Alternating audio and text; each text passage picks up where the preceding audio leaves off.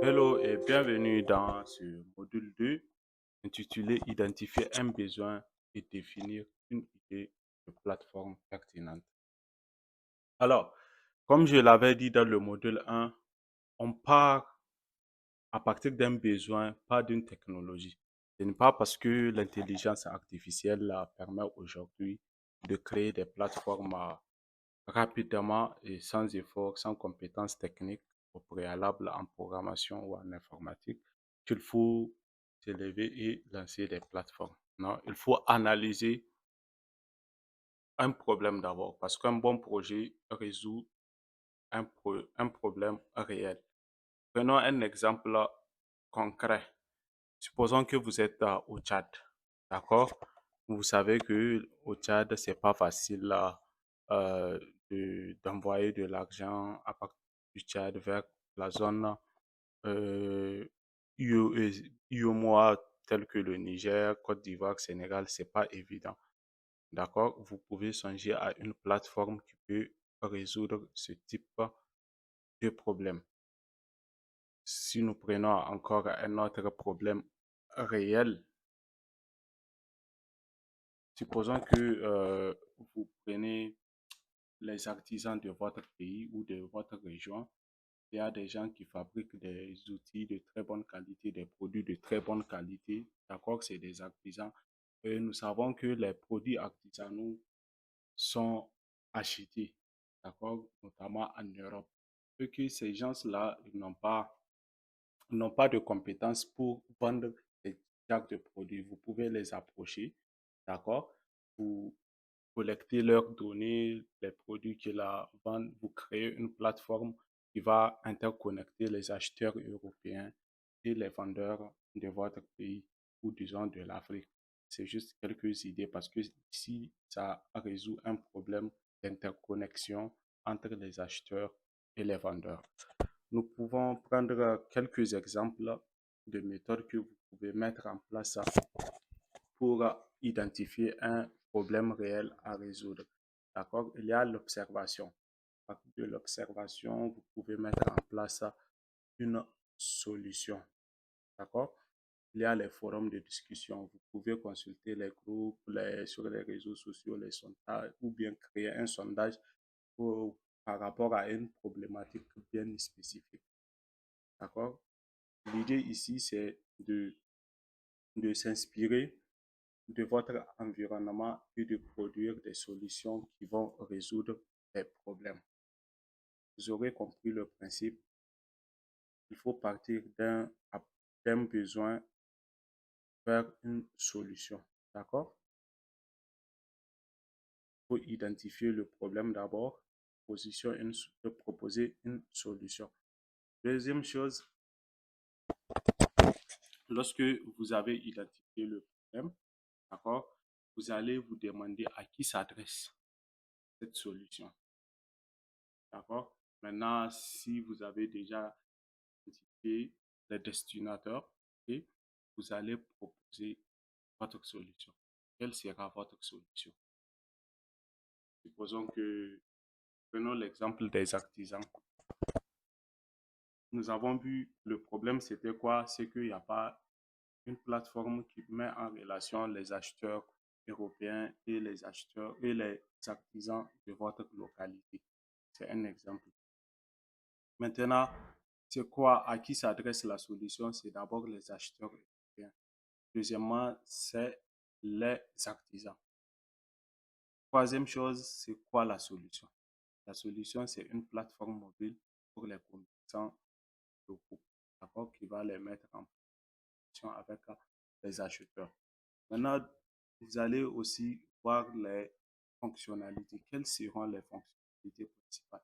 Est-ce que c'est vous qui allez gérer directement la plateforme ou bien vous allez laisser la possibilité à chaque artisan de créer son compte, d'ajouter ses produits?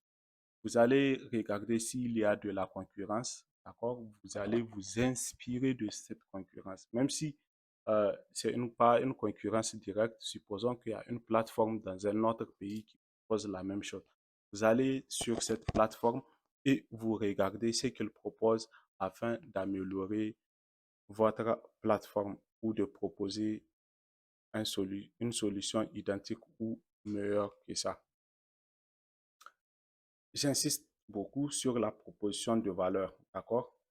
Il faut d'abord savoir pourquoi utiliser votre plateforme. Nous avons vu dans le cas concret, notre plateforme EasyWap, nous avons dit que la particularité, c'est que l'utilisateur a la possibilité de faire des analyses techniques et des analyses fondamentales grâce à l'intelligence artificielle. Là, c'est une proposition de valeur concrète.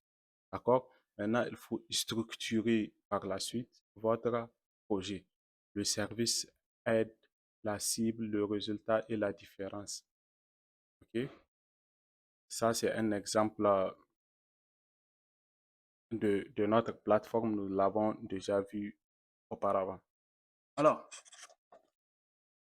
créer un persona, prenons âge, métier, quels sont les objectifs, quelles difficultés rencontre-t-il, quels canaux utilise. Ça sont les étapes qu'il faut déployer lorsque vous voulez identifier votre utilisateur cible. D'accord? Supposons que, prenons toujours notre exemple des artisans. Quels sont le profil type des utilisateurs en dehors des artisans? Nous allons regarder ce qui, les touristes, d'accord?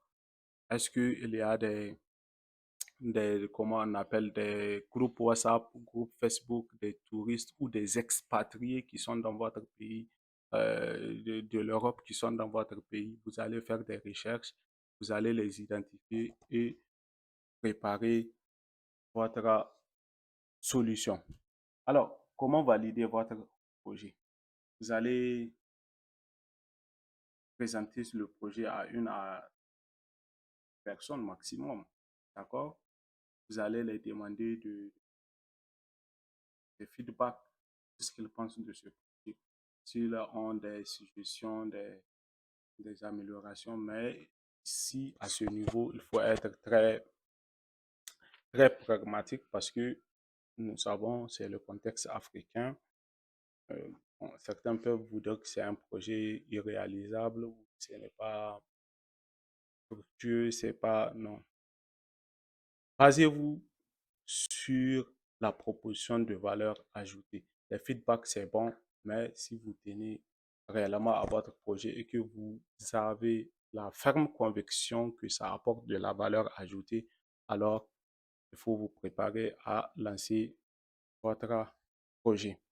Alors, et cette activité, elle est corollaire à ce que nous venons de voir. D'accord? C'est toujours le problème, le problème, le problème. Il faut identifier des problèmes, choisir un problème et imaginer une plateforme. D'accord? Maintenant, nous allons euh, prendre un exemple. Moi, je suis au Niger. OK? Il y a différentes solutions de paiement local telles que Amana, Mainita, Al-Isa et récemment Wave était venu. Maintenant, quel est le problème que je vois ici?